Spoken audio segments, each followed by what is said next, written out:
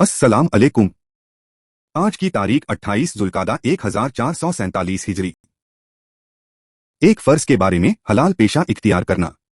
रसूलुल्लाह सल्लल्लाहु अलैहि वसल्लम ने फरमाया, अल्लाह के हुकूक व फराइज के बाद हलाल रोजी कमाना भी फर्ज है।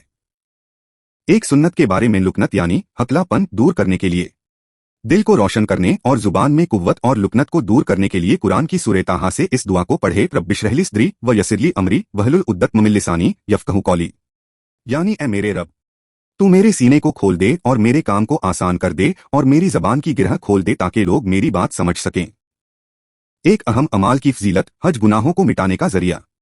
रसूलुल्लाह सल्लल्लाहु अलैहि वसल्लम ने फरमाया, हाजी का ऊंट जैसे ही अपने पैरों को जमीन पर रखता है तो अल्लाह ताला उसके बदले में हाजी के लिए एक नेकी लिख देता है, या फिर एक गुनाह माफ कर देता है, या फिर उसके बदले में जन्नत में एक दर्जा बुलंद फरमा देता है।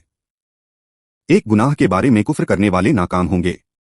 कुरान की सूरह मोहम्मद में अल्लाह ताला फरमाता है, बेशक जो लोग काफिर हो गए और उन्होंने औरों को भी अल्लाह के रास्ते से रोका और हिदायत जाहिर होने के बाद अल्लाह के रसूल की मुखालफत की, तो यह लोग अल्लाह के दीन को जरा भी नुकसान नहीं पहुंचा सकेंगे। अल्लाह ताला उनके तमाम आमाल को बर्बाद कर देगा।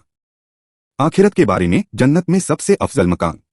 रसूलुल्लाह सल्लल्लाहु अलैहि वसल्लम ने फरमाया, जब तुम अल्लाह ताला से सवाल करो तो जन्नतुल फिरदौस का सवाल किया करो, क्योंकि वह जन्नत का सबसे अफजल और बुलंद दर्जा है और उसके ऊपर रहमान का अर्थ है और उसी से जन्नत की नहरें निकलती हैं। तिब्बे नबवी से इलाज, सफर जल से दिल का इलाज।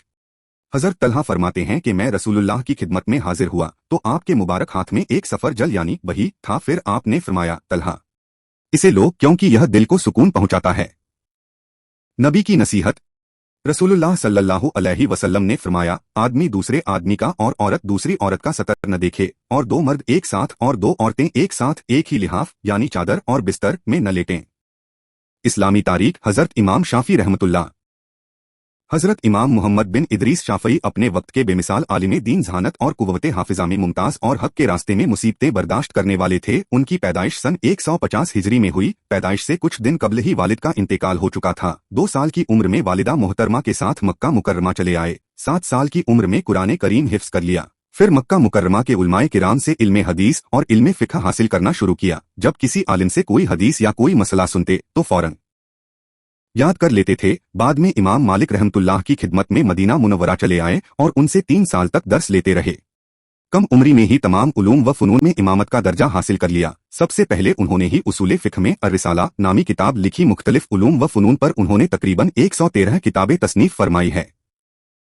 उनकी मकबूलियत व महबूबियत का यह आलम था कि जब वह इराक से मुंतकिल होकर मिस्र आए तो शाम व यमन और इराक और दीगर अतराफ से उलमा की बड़ी जमात उनकी खिदमत में हाजिर होती और इस्तिफादा करती थी।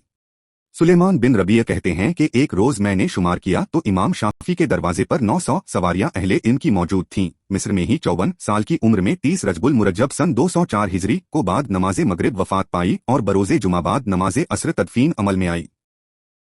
देखने के लिए शुक्रिया। ये वीडियो हर रोज देखे और अपने रिश्तेदारों, बच्चों और दोस्तों से शेयर करे। वीडियो लाइक करे और चैनल को सब्सक्राइब करे और दीनी तालीम को आगे बढ़ाए। खुदा हाफिज। फिर मिलेंगे।